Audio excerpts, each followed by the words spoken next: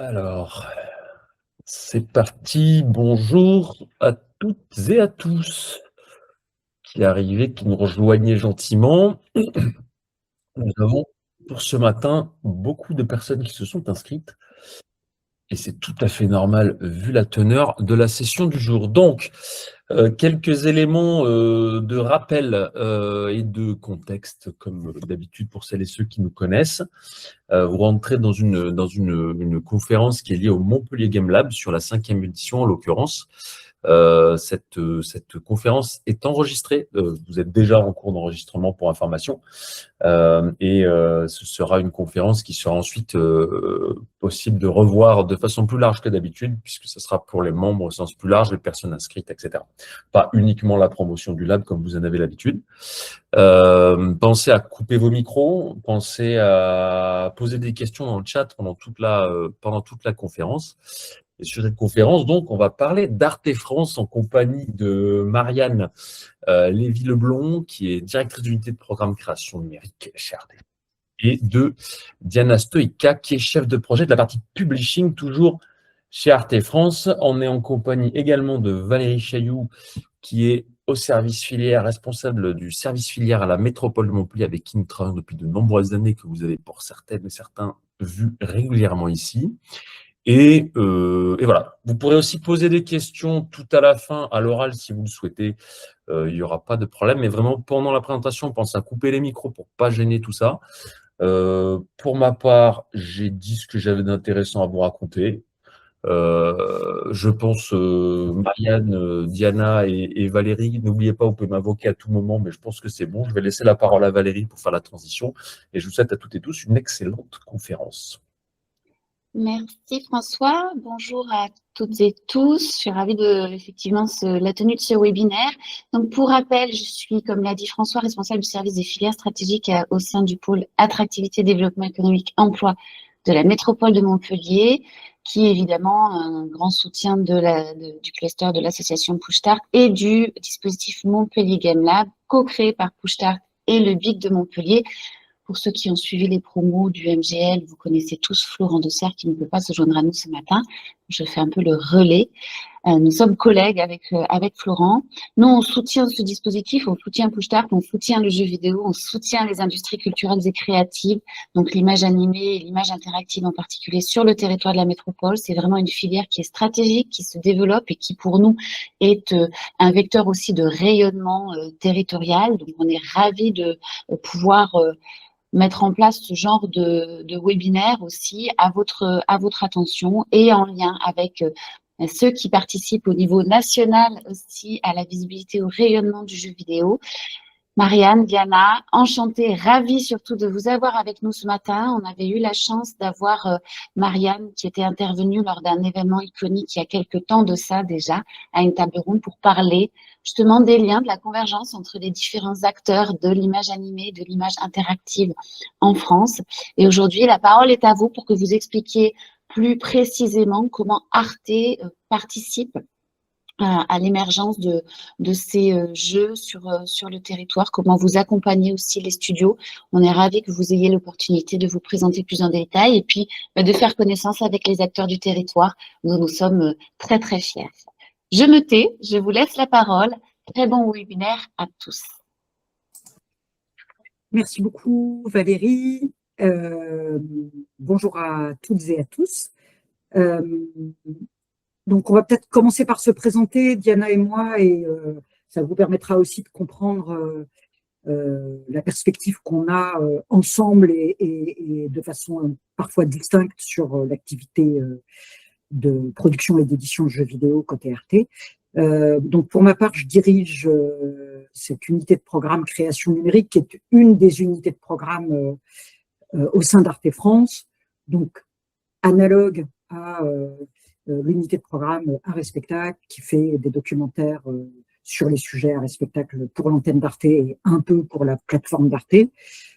L'unité fiction, enfin voilà, évidemment, c'est des unités spécialisées par genre de programme et dont l'activité est principalement destinée pour le moment à l'antenne et qui commence à migrer doucement vers une activité de production vers les plateformes numériques et le site d'Arte notamment. là où l'unité que je dirige a pour particularité de travailler exclusivement pour les plateformes numériques, et je reviendrai à ça un tout petit peu dans le détail. Diana. Bonjour à toutes et tous. Merci beaucoup pour l'introduction et merci de nous accueillir pour ce webinaire. Donc, je suis Diana Stoïca. C'est pas Arte France mon nom, contrairement à ce qu'indique ma caméra en dessous. Donc, je suis Diana Stoïca, je suis chef de projet publishing dans une équipe qui s'appelle Projet et Publishing au sein de la direction de la relation au public. Donc, je fais partie d'une direction différente de celle de Marianne, mais qui travaille main dans la main pour tous les projets numériques que l'on accompagne. Mes missions, eh bien, c'est d'être responsable de l'équipe publishing, qui est une équipe assez complète. Je reviendrai un peu plus en détail au sujet de nos missions plus tard. Et la direction de la relation au public, comme son nom l'indique, a pour mission de mettre à disposition au public tous les projets que l'on coproduit et que l'on édite. On voulait vous donner quand même brièvement un peu de contexte général à propos d'Arte. Certaines d'entre vous le savent sûrement, mais ça affecte la manière dont on aborde, y compris l'activité jeux vidéo au sein d'Arte. Donc Arte existe depuis maintenant plus de 30 ans. C'est une chaîne européenne. Ça a d'abord été une chaîne franco-allemande. C'est désormais un média européen, donc plus seulement une chaîne de télévision, mais bien un média de façon plus générale présent sur les canaux linéaires, mais aussi les canaux non linéaires, son site et différentes plateformes sociales. Et à l'échelle de l'Europe, et ça sera de plus en plus le cas dans les années à venir, pour l'instant, l'offre numérique d'Arte existe par défaut en 6 ou 7 langues, et ça fait partie des projets du moment d'apporter les programmes auxquels on est associé. Quand je dis programme, ça désigne la fiction, du documentaire et des programmes spécifiquement destinés au numérique à toute l'Europe. Voilà, donc ça c'est vraiment un point à garder en tête. Et ensuite, pour ce qui concerne les programmes spécifiquement numériques, donc ceux qu'accompagne mon unité notamment, il y a peut-être sur ces vignettes quelques programmes que vous connaissez, puisqu'on travaille sur des séries de fiction de format court, sur des documentaires de format variable et sur des jeux vidéo. Donc, j'en profite pour vous partager l'adresse à laquelle vous adressez des projets. Donc, le schéma global, c'est nous suscitons ou nous recevons des projets issus de structures de production ou de studios. On n'est pas dans une relation de commande et de financement intégral. On est un partenaire de production. On reviendra sur ces schémas d'association en production. Mais donc, de notre point de vue, les jeux vidéo sont une catégorie de programmes éditoriaux parmi d'autres. Diana va revenir là-dessus en peut-être retraçant l'historique de Arte et les jeux vidéo maintenant. Effectivement, donc on va faire un petit focus sur la partie jeu. Tout d'abord, en commençant par il y a 13 ans, en 2013, quand nous avons sorti notre première coproduction de jeux vidéo, Type Raider, dont vous avez peut-être entendu parler. À l'époque, on ne faisait pas encore d'édition, c'est quelque chose qui arrivait un peu plus tard dans nos activités. Mais voilà, donc c'était il y a 13 ans maintenant. Pour revenir un petit peu sur notre ligne éditoriale, donc on le résume en 4 mots-clés. Même si évidemment c'est difficile de résumer notre ligne éditoriale, les 4 mots-clés-là sont plutôt un bon indicateur de ce que l'on recherche dans des jeux. Des œuvres surprenantes et mémorables d'auteuristes européennes pour toutes. Donc, ce qu'on entend par jeu d'auteur ou d'autrice, c'est des projets qui sont menés par des équipes indépendantes à taille humaine. Donc, on travaille systématiquement avec des équipes assez réduites. Ça ne veut pas dire pour autant qu'on refuse de travailler avec des studios plus grands, mais voilà, ça nous tient à cœur de travailler avec des petites équipes, voire même des équipes très débutantes. Ça nous est déjà arrivé d'accompagner des premiers jeux, des projets étudiants. Et donc, c'est pour ça qu'on appelle ça jeu d'auteur ou jeu d'autrice, parce que c'est quelque chose qui est plus proche de l'artisanat. Des jeux qui sont surprenants, originaux et innovants, que ce soit au niveau de la direction artistique, du gameplay, du thème ou du ton. Des jeux qui sont mémorables. On aime bien dire que les histoires façonnent le monde et rassemblent les gens. Donc, on recherche des projets qui sont pertinents, qui vont susciter le débat, qui vont être porteurs d'un message. Pas forcément dans le sens engagé, même si ça peut en faire partie, mais dans le sens où ça dit quelque chose de notre vision du monde et de la vision du monde de ces auteurs et autrices. Et enfin, des jeux pour toutes, des jeux inclusifs, des expériences qui sont accessibles au grand public, que ce soit accessible de par leurs difficultés ou alors pour l'accessibilité numérique au sens plus large. Quelle que soit la sensibilité préexistante aux médias, proactive en matière d'accessibilité, encore une fois. Pour nous, c'est très important d'avoir des jeux qui soient accessibles dans le sens, donc la difficulté du jeu, comme je l'ai déjà dit, mais aussi pour des personnes, par exemple, en situation de handicap. Ça nous tient à cœur d'y faire vraiment attention. Et sur un large choix de plateformes, bien que maintenant on se concentre sur les versions PC et les versions console des jeux. Des thèmes populaires ou universels, systématiquement jouables gratuitement, dans le sens où, en tant que service public, nous offrons toujours une démo gratuite pour tous les jeux que l'on coproduit et que l'on édite. Et là, je vais vous montrer une petite vidéo qui va montrer un petit peu tout ce qu'on a fait depuis ces dernières années. Donc, je vais voir si le son fonctionne.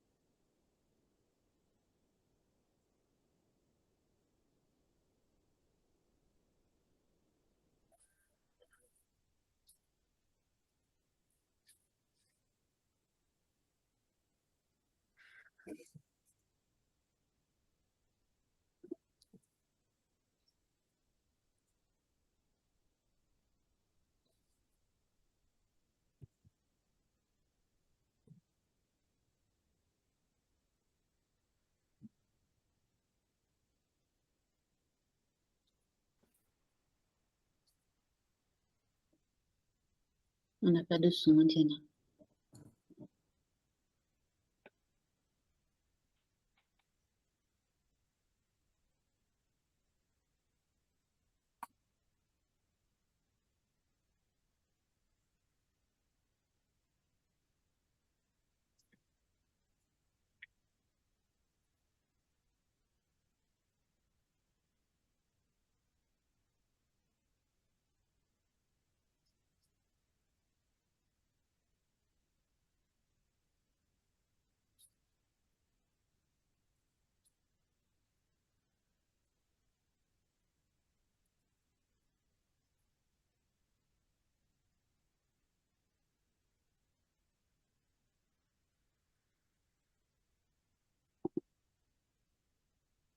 Bon, j'ai cru comprendre qu'il n'y avait pas de son, je suis désolée. Mais du coup, il me semble qu'on vous... Oui, alors on vous partagera sûrement soit la présentation, soit la vidéo plus tard. Donc, au moins, vous avez pu voir un peu les images. En fait, si on revient sur cette frise qui présente l'ensemble de nos productions et publications en matière de jeux et d'expériences interactives,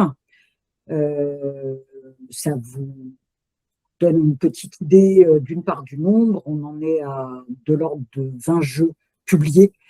On en engage en termes de coproduction et on en publie une moyenne de 3 par an. Sur cette frise, vous verrez en la regardant dans le détail qu'il y a essentiellement des jeux vidéo, mais il y a aussi ponctuellement des expériences interactives narratives en VR, type Gloomy Eyes initialement et Battlescar, et puis Gloomy Eyes est devenu par la suite un jeu vidéo, ce qui est un cas assez particulier, mais voilà, il y a eu un moment où on était assez impliqué dans des objets immersifs, pour faire court. C'est de moins en moins le cas. Actuellement, les dispositifs immersifs, pour nous, ils sont potentiellement intéressants si ce sont des jeux vidéo. Mais sinon, on a cessé de s'associer, en tout cas pour le moment, à des propositions VR ou XR pour des raisons d'accessibilité pour l'essentiel. Voilà. Peut-être aussi mettre l'accent sur la dimension européenne, donc qu'on a évoqué tout à l'heure. On travaille évidemment volontiers par défaut d'abord avec des studios français, mais on est très intéressé par une ouverture aux studios européens, éventuellement d'ailleurs en association avec des studios français. Ça, tous les schémas se regardent. Et très volontiers aussi à des studios qui ne sont pas basés à Paris. Diana, est-ce que c'est possible de se mettre en full screen, tu penses, pour la présentation? Alors, je vais essayer, mais c'est possible que ça enlève la fenêtre parce que je partage juste une fenêtre. On va voir.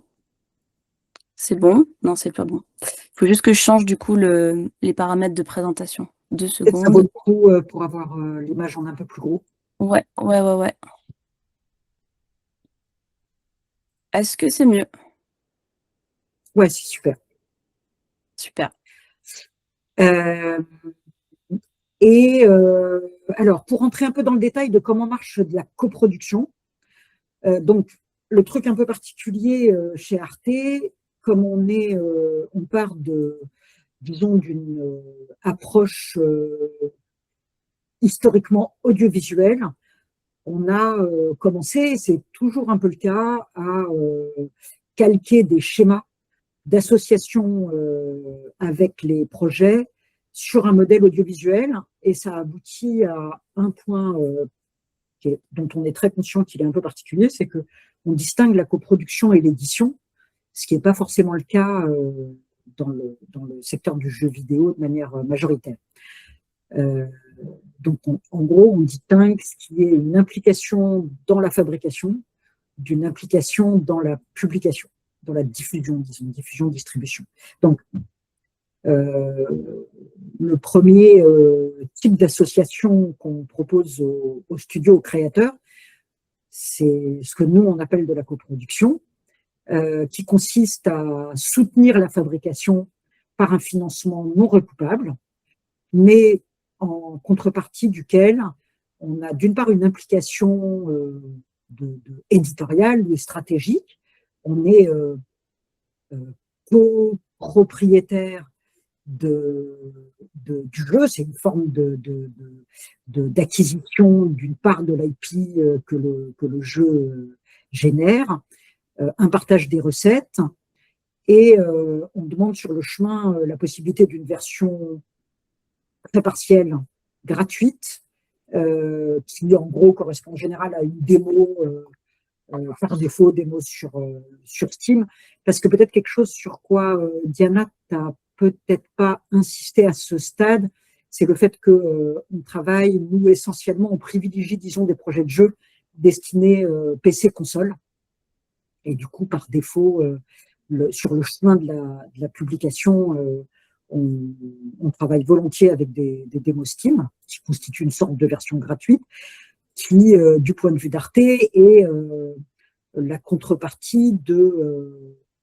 l'apport financier d'un argent qui est généré par, en gros, les impôts des Français. Et du coup, on rend gratuitement aux Français l'argent qui nous est alloué pour travailler. L'équipe qui constitue l'interlocuteur à ce stade, c'est donc partiellement l'équipe publishing que Diana pilote, l'équipe que je pilote qui est, disons, qui a une nature d'accompagnement éditorial non spécialisé en jeux vidéo, mais qui travaille sur les jeux vidéo depuis le début de l'activité chez Arte, et une équipe réseaux sociaux qui connaît très très bien l'ensemble des plateformes numériques, notamment de conversation sociale. La nature de la conversation qu'on a avec les studios, à ce stade-là, c'est on s'est engagé dans la production, on soutient le jeu, et la conversation qu'on mène, elle vise à accompagner le jeu pour qu'il soit disons, la meilleure version de lui-même, comme on parle maintenant.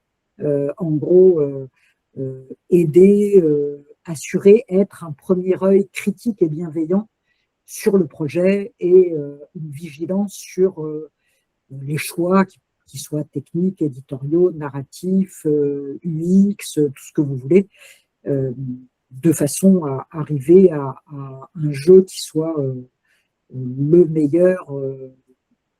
la meilleure version de ce dans quoi on s'est tous engagés de façon solidaire. Voilà. Et ensuite, on passe à l'étape publicité. Et je laisse Diana reprendre la parole. Oui, alors, donc comme je le disais tout à l'heure, je m'occupe de piloter l'équipe publishing, dont la mission est effectivement d'accompagner les studios sur la communication et la distribution de leurs jeux. Donc, on va faire vraiment des missions qui sont typiques d'un éditeur classique dans le jeu vidéo. On va s'occuper donc de la communication via nos réseaux sociaux qui sont Arte Interactive sur Blue Sky et Arte France sur TikTok. On va créer des posts sur les jeux en cours de production et communiquer sur notre marque en tant qu'éditeur de jeux vidéo indépendant. On s'occupe aussi de la partie marketing, donc on va établir des stratégies avec une liste d'actions qu'on va mener pour promouvoir les jeux et les distribuer de la manière la plus efficace possible. On prend aussi en charge les relations presse et les relations avec les influenceuses via des prestataires externes, mais aussi en interne chez Arte avec les équipes de la direction de la communication, qui sont une autre direction que la nôtre. On va aussi s'occuper des publicités sponsorisées via un prestataire externe à nouveau pour chaque jeu, mais aussi, encore une fois, via les équipes de la direction de la communication pour un jeu ciblé. Ils vont pas forcément accompagner tous nos jeux, mais on décide en fait en amont quels jeux vont être accompagnés par cette direction. Et on a enfin le suivi de post-production. Ça, la plupart du temps, on s'en occupe en binôme avec les chefs de projet. Et donc, ça veut dire qu'on va suivre la production sur les étapes finales des jeux. Vous devez sans doute connaître ces termes, mais la localisation, la QA, la certification quand c'est un jeu sur console, etc. Et donc, pour revenir un petit peu sur notre rythme, on produit en moyenne 3 jeux par an. C'est vraiment une moyenne large. Et on se positionne, comme le disait Marianne, systématiquement en publishing depuis 2017. Donc, ça veut dire qu'on va toujours faire de l'édition sur les jeux que l'on coproduit. On ne fait jamais l'un sans l'autre, avec un focus plus spécifique sur les jeux PC et consoles.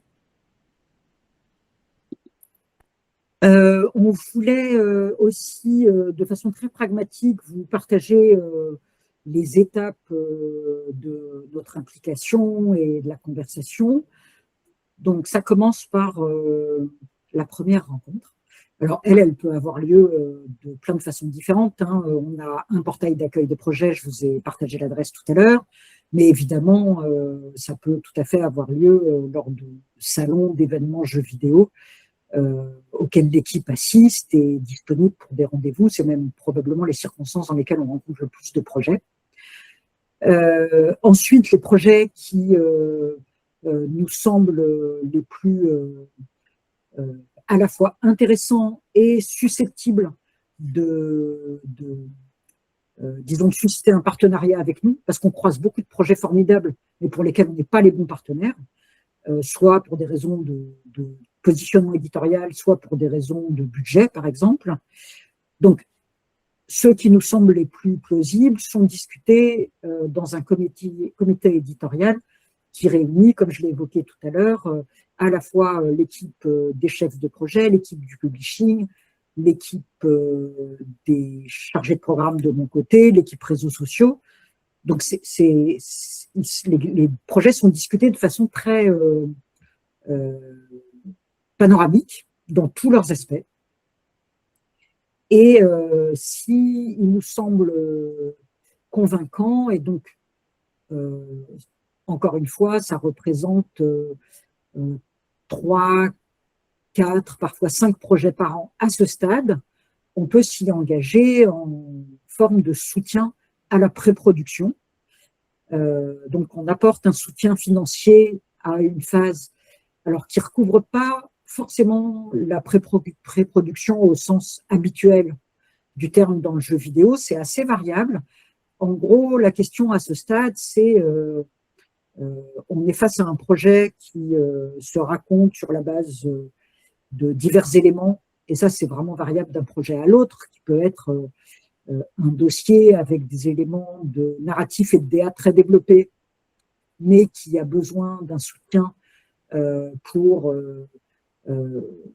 établir un prototype, une vertical slice d'un ordre ou d'un autre. Donc là aussi, l'ambition de cette phase-là, elle est variable selon le projet, et on est susceptible de s'associer à cette phase. Ou ça peut être un projet qui arrive avec un proto, mais qui a besoin d'éprouver de façon beaucoup plus détaillée des choix narratifs. Donc, tous ces éléments-là sont possibles. Et dans ces cas-là, on est susceptible donc de soutenir les projets pour cette phase-là. En gros, c'est un contrat qui dit on s'associe au projet à ce stade, on se donne 3 mois, 4 mois, 6 mois pour accompagner le studio dans cette phase. Et à l'issue de cette phase, on examinera la manière dont le projet reste super convaincant, super séduisant pour nous. Et on sera en mesure en tout cas de proposer un accompagnement en production, en phase de production, ou à l'inverse, dire ça a pris une direction en fait qui n'est pas la plus intéressante pour nous, ou dans laquelle on n'arrive pas à se projeter, et donc on se retire du projet à ce stade. Dans le cas où on reste intéressé, on refait le même chemin pour une phase de production, et dans ces cas-là, on a besoin que le projet soit aussi approuvé par une instance d'Arte qui réunit le pôle français, le pôle allemand, et qui examine tous les mois des projets de jeux, mais aussi et surtout des projets audiovisuels qui sont destinés à l'antenne ou aux plateformes numériques.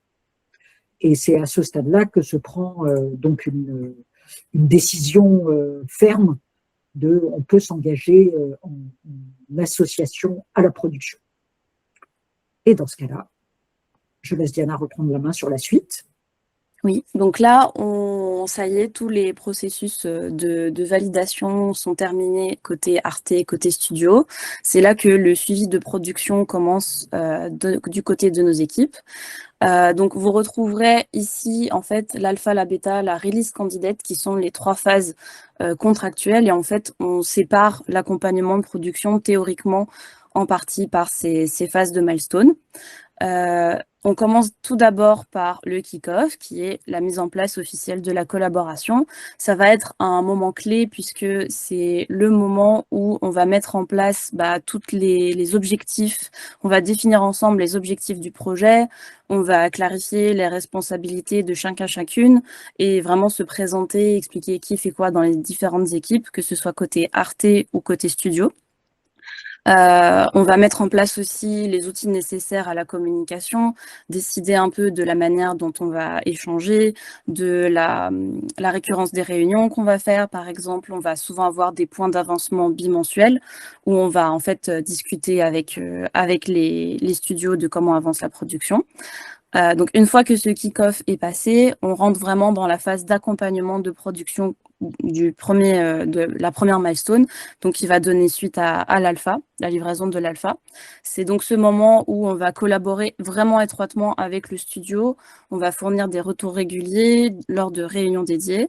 On va avoir vraiment comme objectif d'atteindre l'alpha où les mécaniques et les fonctionnalités principales vont être en place, tout en affinant vraiment le gameplay pour qu'il corresponde à nos attentes créatives communes.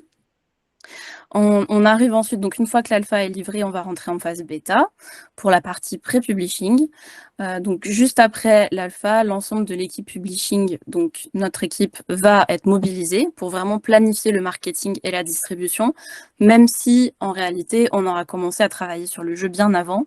La plupart du temps, dès qu'un jeu entre en production chez nous, on commence déjà à faire toutes les démarches marketing typiques du style benchmark, ce genre de choses. Et une fois que le jeu atteint la bêta, avec l'intégralité de son contenu désormais implémenté, validé, on va rester sur la langue principale. Et c'est là que les éléments marketing, entre guillemets, finaux vont être produits. Le teaser, les bandes annonces, les key arts finaux, etc. Enfin, on arrive donc à la phase de lancement. Donc là, c'est la phase qui va mener à ce qu'on appelle la release candidate. Donc une fois la bêta disponible, le travail va vraiment se concentrer sur les derniers playtests, l'assurance qualité, la localisation, la LQA, toutes ces étapes de post-production que j'ai citées tout à l'heure, afin de garantir un jeu qui va être vraiment finalisé et prêt pour le public international, puisqu'on vise un public international. Et si le jeu va être porté vers d'autres plateformes, notamment les consoles, ça fait généralement partie de ce jalon-là, puisque on a la phase de CQA, qui va avoir lieu juste avant les soumissions aux plateformes. Et donc, entre toutes les phases d'alpha, de l'alpha jusqu'à la release candidate, on va aussi s'occuper de gérer des playtests internes et externes, faire des mock reviews à chaque milestone et des rapports de retour. Et enfin, on arrive à la phase de release, où le jeu va entrer dans sa phase de sortie, donc, et se prépare à être soumis aux différentes boutiques et plateformes sur lesquelles il va être distribué. Et c'est là que Arte et le studio vont veiller à ce que le jeu respecte vraiment toutes les exigences techniques. Et une fois approuvé, il est prêt à être publié, et donc l'ensemble des actions de publishing va être déployé.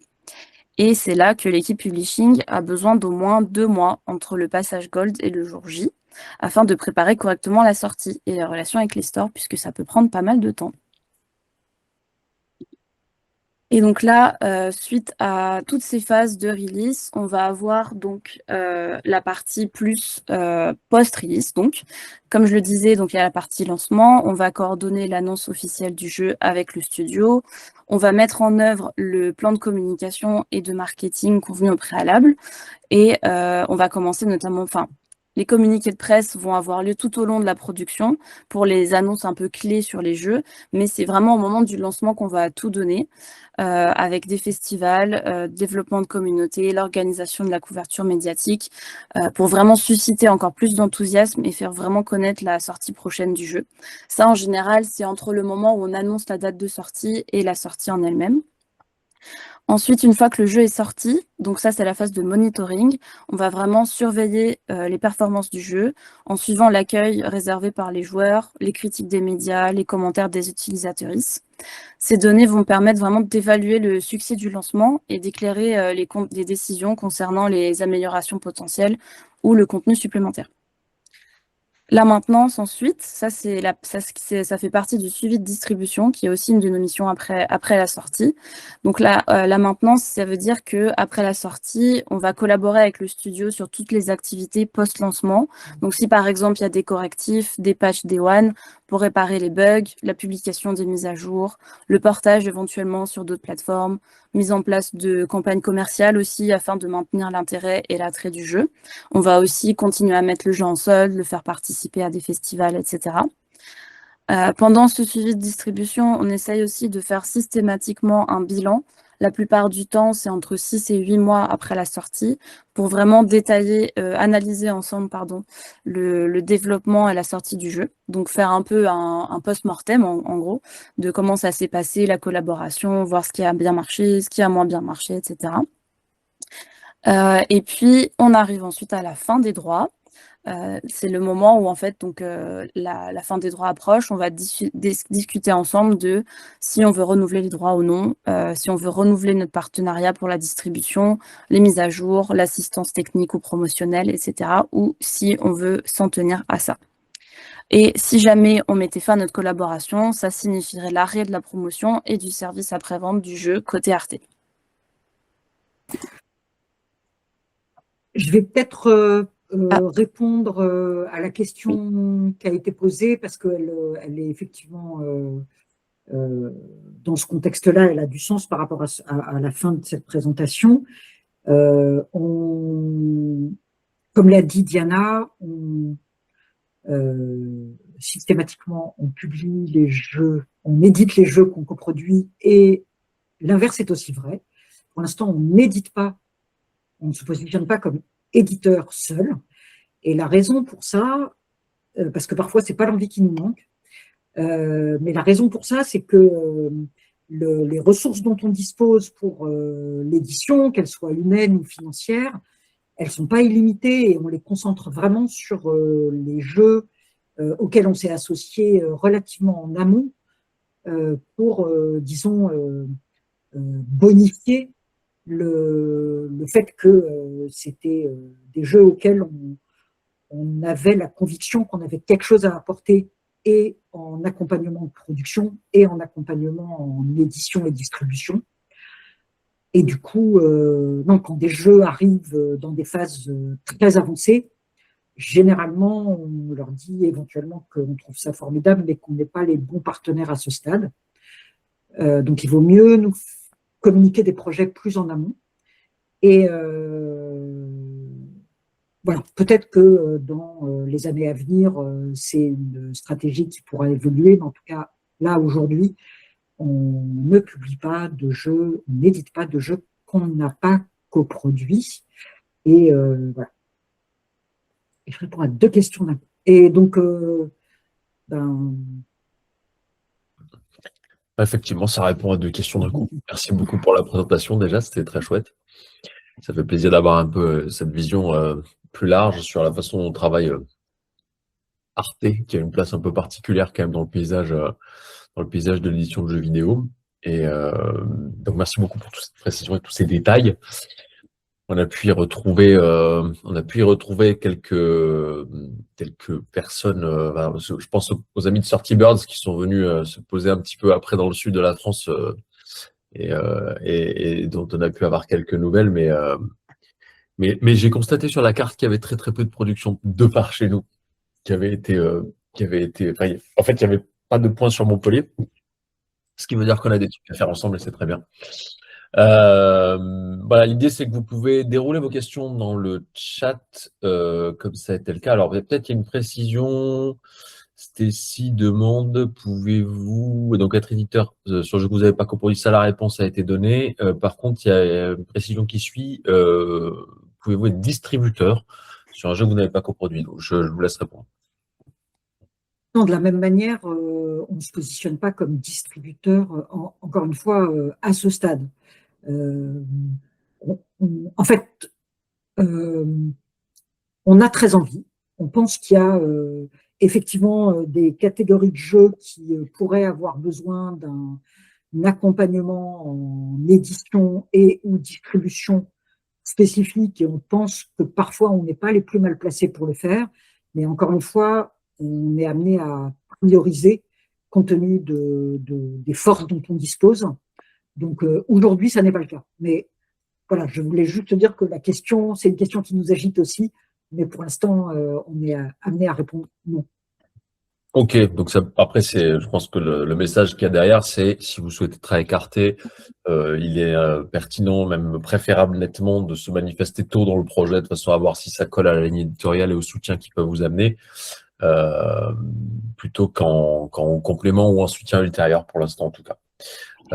Qui revient? Une question, François, justement. Vas-y, J'en vas-y. profite le temps que tout le monde se mobilise et pose toutes les questions. Je suis certaine qu'il y en aura.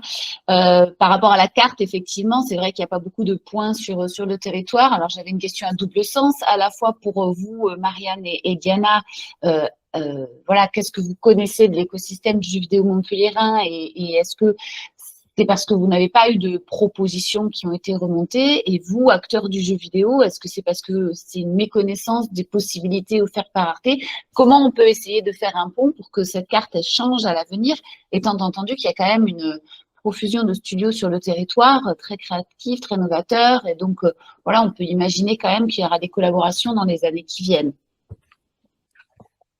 Côté Arte, enfin Diana, je te laisse compléter le cas échéant. Alors, le Sud n'est quand même pas complètement exempt de la carte, mais Mais je pense qu'il faut aussi faire une distinction entre les créateurs et les studios. J'ai l'impression qu'on a affaire et de plus en plus à des équipes qui travaillent en remote les uns des autres, et donc parfois on a affaire à un studio qui est basé à Angoulême, mettons par exemple, et une équipe de créateurs qui est dispersée un peu partout sur le territoire et pas que en France. Donc en tout cas, chez nous, zéro obstacle évidemment, et pour répondre à Valérie, probablement aussi pour une raison de moyens humains, de temps, etc. Nous, on utilise beaucoup les grosses manifestations de jeux vidéo pour aller à la rencontre des studios. Donc, peut-être de fait, ça discrimine, ça c'est possible. En tout cas, il n'y a absolument aucune prévention d'aucun ordre. Au contraire. Et on n'en doutait pas de toute façon, ça veut juste dire que par chez nous, il faut qu'il se bouge un peu plus là-dessus. Voilà. Mais c'est très cool. Il y a une question de Gabriel qui revient à la propriété intellectuelle des jeux à la fin des droits. Donc la manière dont ça fonctionne, même si c'est on est en train de travailler sur nos contrats en se disant qu'il faut qu'il soit plus immédiatement compréhensible pour les studios de jeux vidéo, parce qu'aujourd'hui, et on en est super conscient, c'est des contrats qui sont issus de contrats audiovisuels, et du coup, ils ont des structures parfois un peu bizarres pour le milieu du jeu vidéo. Donc,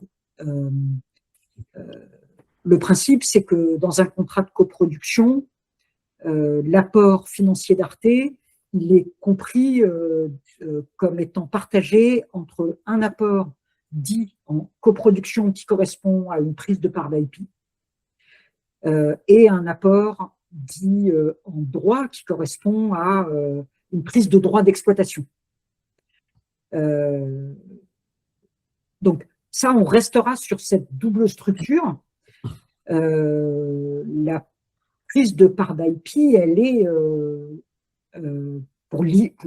comment je peux dire ça, elle n'a pas de fin. À partir du moment où un jeu a été financé de cette manière-là, vous avez Arte qui est copropriétaire pour la vie entière, y compris si il ne renouvelle pas ses droits d'exploitation.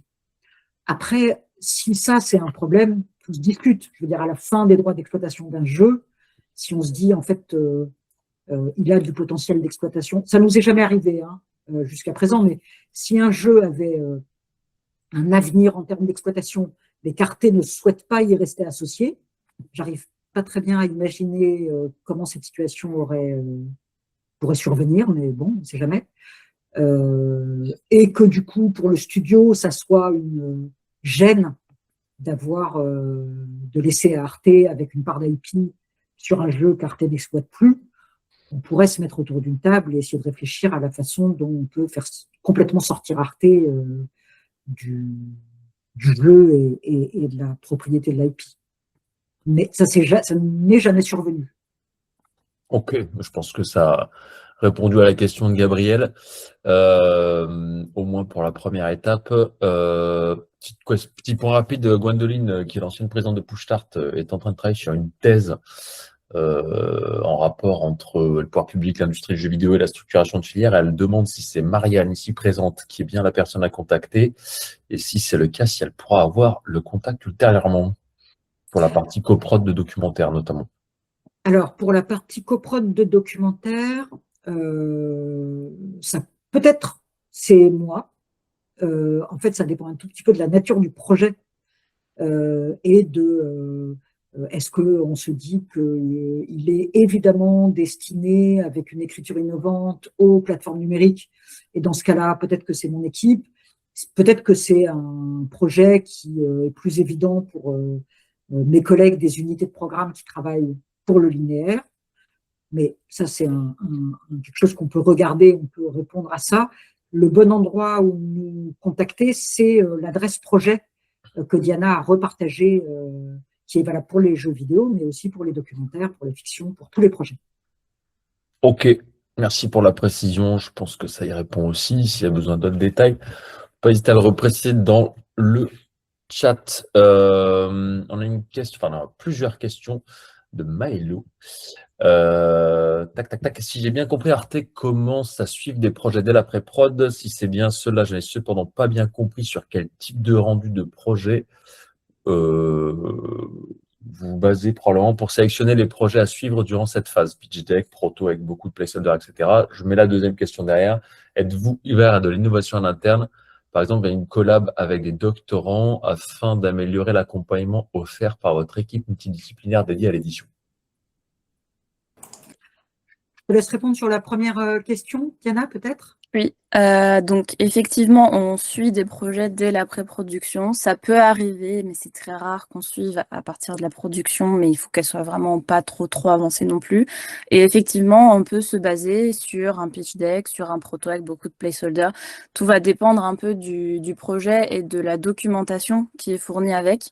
Je te laisse me contredire, Marianne, si c'est pas ça, mais en fait, plus on a d'informations sur quel est l'objectif du projet, qu'est-ce qu'il va dire, à quoi il va ressembler. Même si c'est quelque chose qui est temporaire, ça peut nous suffire. Mais c'est vraiment du cas par cas et c'est des choses qu'on discute justement pendant les comités éditoriaux qu'on a évoqués tout à l'heure. En tout cas, ça vaut toujours le coup de nous l'envoyer, quitte à ce qu'on réponde, si ça nous paraît prometteur, qu'on a besoin de plus d'éléments. Il vaut mieux ça plutôt qu'on dise, par exemple, que c'est trop tard et qu'on n'a plus assez de possibilités de notre côté Arte en coproduction. Ouais, en fait, on voit bien à l'expérience que de projet en projet, selon leur nature, c'est pas les mêmes documents qui sont au cœur de ce qui raconte efficacement le projet. Nous, notre préoccupation, c'est de comprendre vos intentions, tout en étant à une phase relativement préliminaire de la conception et de la fabrication du jeu. Donc, pardon, c'est un peu une manière de vous renvoyer la balle, mais à vous de voir sur le projet ce que vous voulez partager. Et comme le dit Diana, ayez confiance dans le fait qu'on vous demandera des infos supplémentaires si ça n'est pas suffisant. Sur le deuxième sujet, est-ce que la personne qui pose cette question, en gros, évoque quelque chose comme un CIF ou des contrats de ce type-là? Parce que la collaboration avec des doctorants, doctorantes, j'ai du mal à voir comment elle a lieu sinon dans un schéma comme ça. Et pour nous, c'est pas forcément super simple de travailler avec ce type de schéma de collaboration. Il nous est arrivé d'accueillir au moins une doctorante qui avait un projet de recherche et à laquelle on a ouvert les portes en confiance parce que son sujet de recherche se nourrissait entre autres de nos discussions, de nos procédures, mais c'était plutôt destiné à l'aider elle qu'à nous aider nous. Alors, on peut toujours apprendre à droite à gauche. Donc, je ne sais pas, n'hésitez pas à nous interpeller avec plus de détails sur la question. Peut-être que je n'ai pas compris tous les tenants aboutissants. Je pense que c'était sur deux personnes, enfin une personne notamment qui effectivement parlait de chiffres. Et donc, si je résume un petit peu ce qui vient d'être dit là sur ce point-là, il y a une notion de amener de la matière à un travail en cours et avec Arte comme étant un des sujets potentiels. Et là, c'est ce que Marianne, tu décrivais. Vous avez rendu service dans ce cadre-là pour permettre à la personne de faire son travail parce que vous étiez en confiance, parce que le sujet était cohérent, etc. Et après, il y a l'autre question de est-ce que vous intégrez des personnes en chiffres dans vos équipes potentiellement pour aller sur de l'exploration, de l'innovation, de la recherche. A priori, c'est moins le cas parce que c'est moins pratique dans votre structuration, c'est ça? Exactement.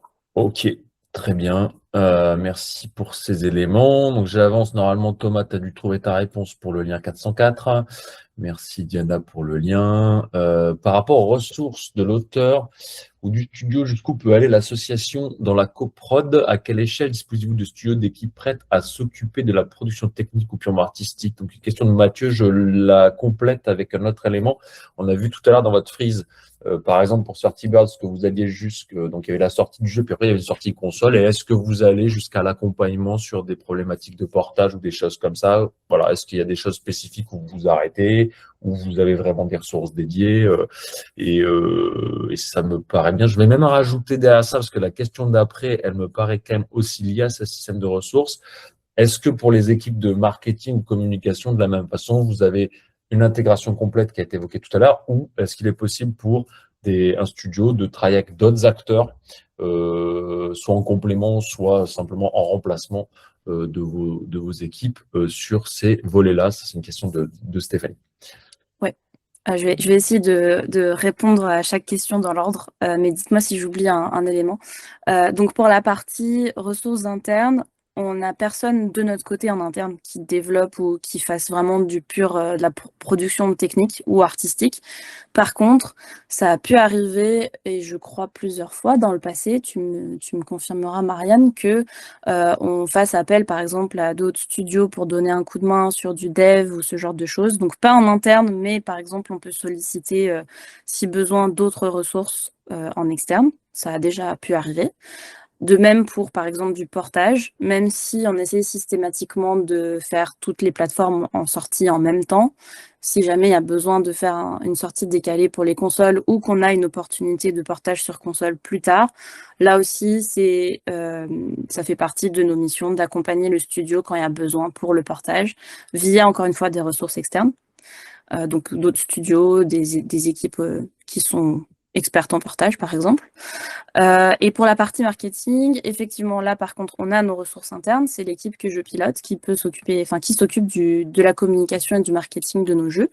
Mais si jamais dans l'équipe du studio, il y a quelqu'un qui s'occupe de ça, ou que le studio souhaite recruter quelqu'un dédié à ça, c'est pas du tout un problème en soi. La seule chose, c'est qu'il faut qu'on soit quand même consulté pour la communication autour des jeux, quoi, et qu'on fasse ça en coordination. C'est-à-dire que on doit être au courant, en gros, de ce qui se passe. Mais c'est totalement OK. Ça peut arriver aussi. Ça a pu arriver dans le passé et ça arrive actuellement sur des jeux qu'on est en train de coproduire. Donc, il n'y a aucun souci. J'espère que ça répond à la question. Je précise juste une chose sur la partie relativement amont, le moment production. Comment je peux dire ça? On contracte jamais directement avec des auteurs, avec des individus. On ne contracte qu'avec des sociétés. Oui, et du coup, si il s'avère que on se dit il y a besoin de compléter les ressources autour du studio, ça sera toujours autour du studio. Et donc, ça passera toujours par un accord entre Arte et le studio porteur du jeu pour l'encourager à lui faire appel à des ressources supplémentaires. Et j'en profite peut-être pour préciser aussi sur la partie plus marketing, communication, relations presse, etc. Ça va être la même chose car en tant que service public, on est régi par des marchés publics. Je ne vais pas rentrer dans les détails de tout ça parce que ça peut être long, mais grosso modo, il faut aussi que ça passe par les studios pour des éventuelles sollicitations externes. Et encore une fois, il faut que ça passe par des sociétés si c'est dans l'autre sens. Mais voilà. C'est un aspect important et je pense que ça, c'est justement un différenciant par rapport à beaucoup d'autres acteurs qu'on va retrouver dans l'édition. Le rapport que vous avez avec en tant qu'acteur public va amener des contraintes aussi là-dedans et c'est aussi pour ça que c'est intéressant d'aller creuser ces aspects-là. Donc, je pense que les réponses ont été fournies. Je continue avec la question de l'équipe des Hill Games qui demande si, par rapport à l'éditorial, il y a des genres privilégiés, d'autres genres qui sont exclus. Est-ce qu'il y a un PEGI max à respecter, notamment lié au fait qu'on est sur un service public? Je peux prendre le relais, Marianne, si tu veux, et tu compléteras. On n'a pas de genre privilégié ou d'autres exclus, pas vraiment. En fait, on accepte à peu près tout. Après, bon, évidemment, il ne faut pas qu'il y ait, par exemple, de la violence gratuite ou ce genre de choses, notamment pour des questions d'accessibilité à un grand public. Mais par exemple, rien ne nous empêcherait de faire un jeu d'horreur, tant que c'est justifié et que ça répond aux autres critères de notre ligne éditoriale. Et concernant le PEGI Max, non plus, d'autant plus que ça a pu arriver. Par exemple, je ne sais pas si vous connaissez le jeu Wednesdays, mais vu les sujets évoqués dans le jeu, on s'est retrouvé avec des PEGI 16, des PEGI 18. Évidemment, ça ne nous a pas empêché de sortir le jeu. Encore une fois, tout va dépendre de ce qui est plus dans le contenu que l'age rating qu'on va avoir à la fin, quoi. Voilà, ça reste un peu flou, mais j'espère que ça répond quand même. Moi, je trouve que ça répond très bien. Donc, si ce n'est pas le cas, n'hésitez pas à le repréciser dans le chat. Nicolas, une question sur les démos. Quel est le succès de cette proposition gratuite et quel est votre taux de conversion? Je pense que ça ne va pas être une réponse évidente. Alors ça, pour le coup, ça me pose un peu une colle parce que je ne sais pas si on a les taux de conversion sur le site des productions numériques, Marianne. T'as ce chiffre en tête ou pas? Non, mais alors peut-être qu'il faut se poser la question vraiment juste sur Steam. Je ne sais pas pour le coup là si tu as des chiffres en tête, Diana, mais non, parce que en fait, ce dont parle Diana, c'est le fait que ces versions gratuites, elles sont aussi accessibles depuis le site d'Arte. Pour répondre à notre obligation de mettre à disposition du public une version gratuite des jeux en tant que, encore une fois, acteur qui amène de l'argent public à la production d'un objet commercial. Très honnêtement, on est ravis quand ça fait l'objet de... Enfin, si ça avait un succès de folie, on serait super content.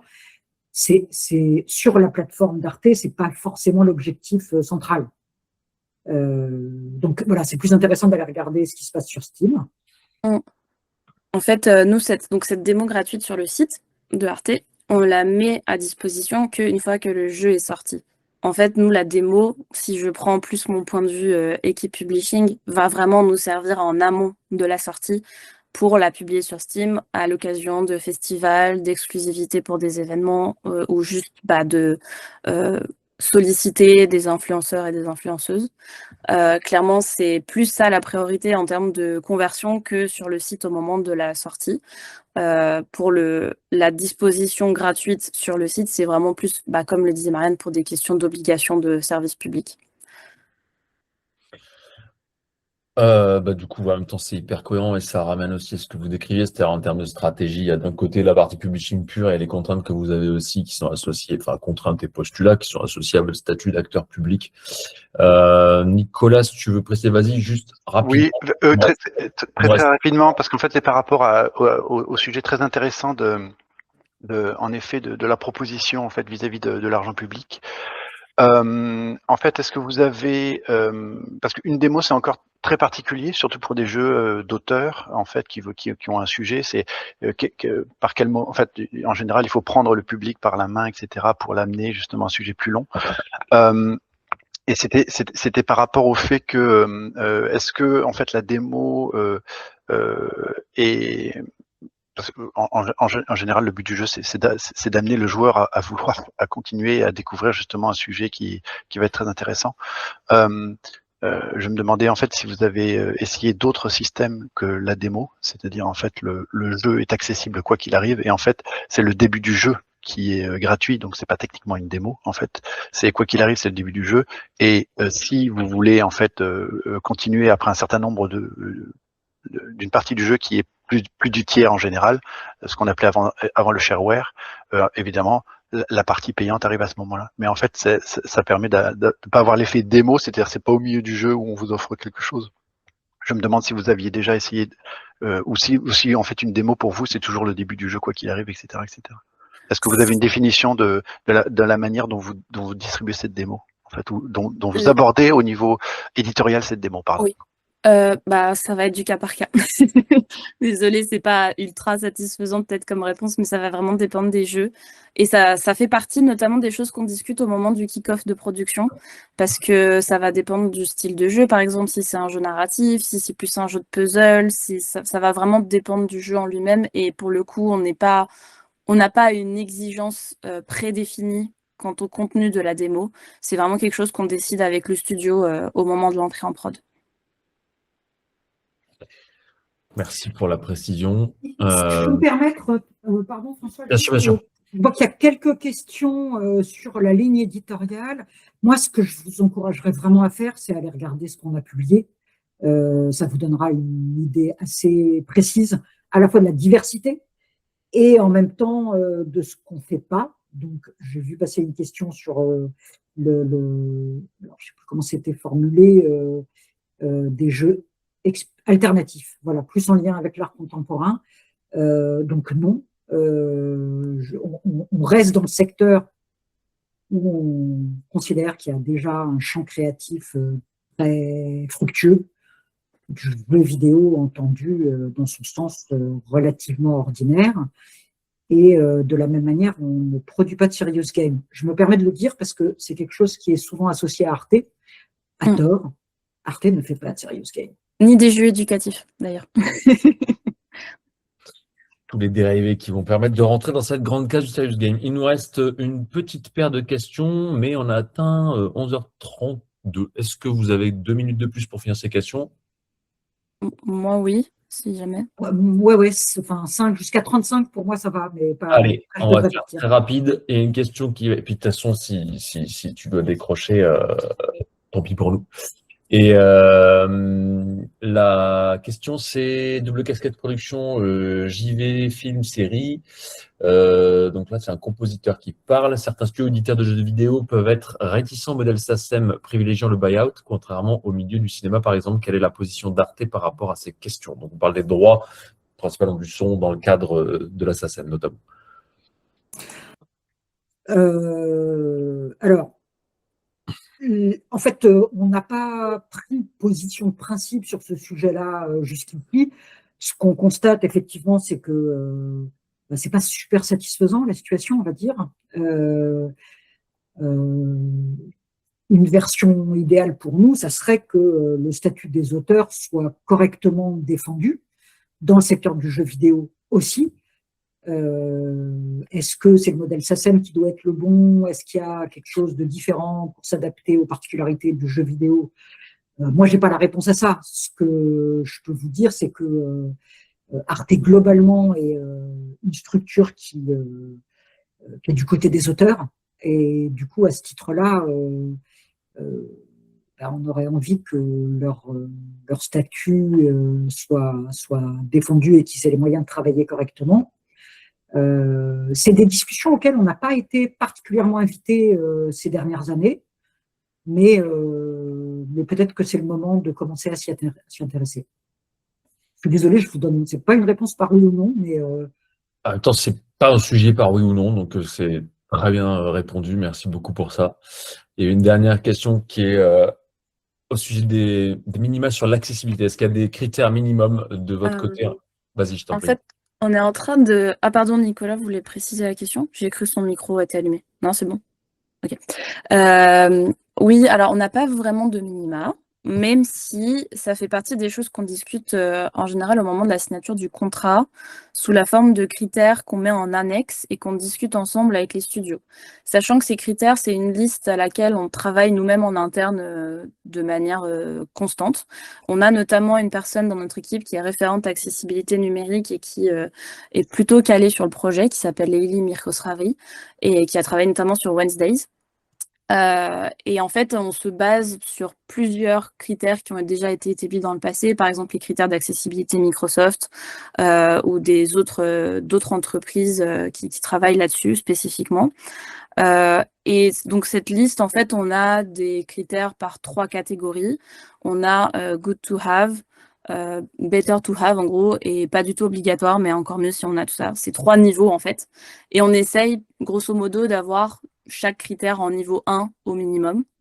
Encore une fois, il n'y a rien d'obligatoire, c'est une annexe qu'on discute ensemble au préalable, mais voilà, on le présente systématiquement maintenant au studio pour voir ce qu'ils peuvent, eux, de leur côté, réalistiquement intégrer dans le jeu ou pas. Et ça va aussi dépendre de leur budget, sachant que on essaye d'offrir autant que possible un accompagnement par des entreprises externes spécialisées là-dedans, On a pu bosser par exemple avec Game Accessibility Hub, ce genre de Cap Games aussi, en fait pour faire des reviews des jeux et donner des conseils aux studios pendant la production. Donc, il y a un Donc, côté, on essaie vraiment d'accompagner un maximum les studios dans cette procédure d'accessibilité, dans cette démarche. Mais on sait que réalistiquement, parfois, selon la nature du jeu et selon le budget qu'on a pour la production, c'est pas toujours possible au maximum. Mais ça fait partie de nos priorités. du coup, c'est quelque chose de non bloquant, mais de Voilà. volontairement pousser et vous donner les Exactement. moyens aussi au studio, à travers votre accompagnement plus poussé là-dessus, d'aller sur ces sujets-là et de permettre à plus de monde aussi, parce que c'est ce qu'il y a derrière. Comme on dit sur le service public, il faut le rappeler, c'est quand même important, le plus de monde qui peut accéder aux contenus qui vont être soutenus par de l'argent public. Très bien résumé. Un peu l'habitude. Mais c'était bien dit en amont, hein. C'était juste pour préciser dans le cadre de ce qu'on a. On a atteint largement la time box. Merci beaucoup pour votre générosité et le temps que vous avez donné en plus. Il y a une question concernant la petite vidéo de présentation complémentaire qui n'a pas pu être diffusée avec le son. Je ne sais pas s'il sera possible d'avoir un lien en plus pour nous. Super, donc on vous fera passer tout ça en même temps qu'on transmettra le replay. C'est un plaisir, mesdames, de vous avoir avec nous. Merci beaucoup De pour même. ce partage. Merci à toutes et tous d'être venus participer, d'avoir posé des questions. Valérie, merci à toi. Merci beaucoup. Merci à vous. Merci de nous avoir écoutés. C'était super. Et finissez bien toutes et tous cette journée. On vous envoie toutes les infos en suivant. Belle fin de matinée, bon appétit, à très vite. Bonne journée, Merci merci beaucoup. encore. Au revoir. À bientôt. Merci beaucoup. Au revoir.